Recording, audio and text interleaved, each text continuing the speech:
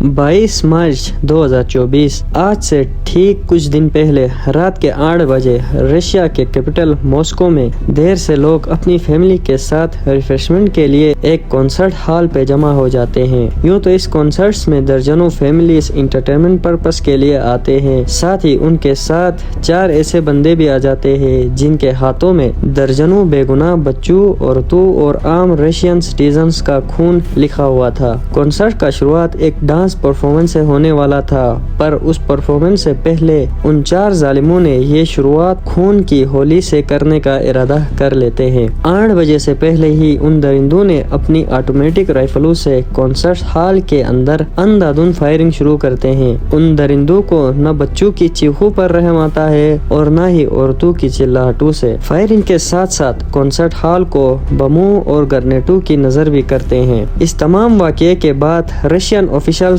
150 से ज्यादा dead casualties declare करती है और 180 से ज्यादा इंजरीज। इस अफसोसनाक इंसिडेंट के बाद रशियन पुलिस उन 4 अफराद को अरेस्ट करती है, साथ ही 11 और लोगों को जिनका इनडायरेक्ट इस अटैक के पीछे हाथ था। साथ ही इस अटैक की जिम्मेदारी दाइश अपने जिम्मे लेती है। इस वाकये की इन्वेस्टिगेशन से पता चलता है कि इसमें से एक टेररिस्ट ताजिकिस्तान का शहरी था जो टर्की के रास्ते मॉस्को पहुंच चुका था। खैर, इस अटैक के पीछे रशियन ऑफिशियल्स की भी गलती हो सकती है, क्योंकि अमेरिकन सीक्रेट एजेंसी CIA ने रशियन प्रेसिडेंट पुतिन को इस अटैक के होने की प्रेडिक्शन पहले ही दे चुकी थी, पर रशियंस ने इतना सीरियस नहीं लिया। इस प्रेडिक्शन को लेके आप सोच रहे होंगे कि कैसे अमेरिका को पता चला कि रशिया में इतना बड़ा टेररिस्ट अटैक होने वाला है, कहीं इसके पीछे अमेरिका का हाथ तो नहीं।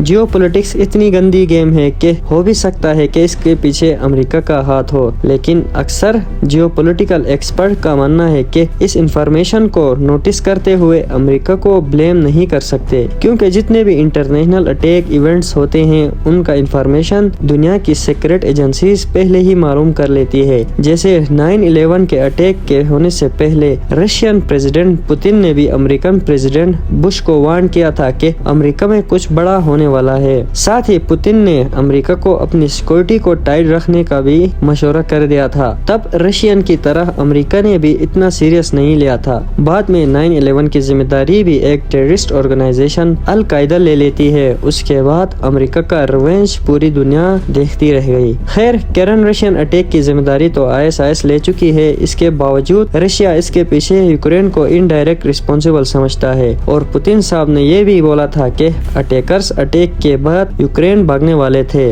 इस बात पे कितनी सच्चाई है ये रूस को पता होगा। साथ ही इस अलार्मिंग वाकये के ऊपर कई एक्सपर्ट ऐसे क्वेश्चनिंग करते हैं कि कैसे ISIS 2000 के बाद अपना मेजर इन्फ्लुएंस खो के सिर्फ चंद टोली का ग्रुप तक महदूद रह चुकी थी, तो 2024 के आते ही इतनी पावरफुल कैसे हुई कि रशिया का एक्सेस लेके इतना बड़ा अटैक कामयाबी से कर पाई। चंद जियोपॉलिटिकल एक्सपर्ट ISIS को रिवाइव कराने के पीछे अमेरिका का हाथ समझती है कि अमेरिका ISIS को यूज करके मिडल ईस्ट में ईरान और यूरोप में रशिया के अगेंस्ट यूज कर पाए। खैर, रशिया अपनी इंटेलिजेंस एजेंसीज को यूज करके जरूर हकीकत को रिवील करेगी, और आने वाले चंद दिनों में इस पूरे अटैक का और ISIS का दोबारा उभरने के पीछे की हकीकत जरूर सामने आएगी। ऐसे ही इंफॉर्मेटिव वीडियोस के लिए MW की दुनिया के साथ जुड़े रहिए। साथ ही चैनल को सब्सक्राइब करना न भूलिए। फिलहाल के लिए इजाजत, मिलते हैं अगली वीडियो पे।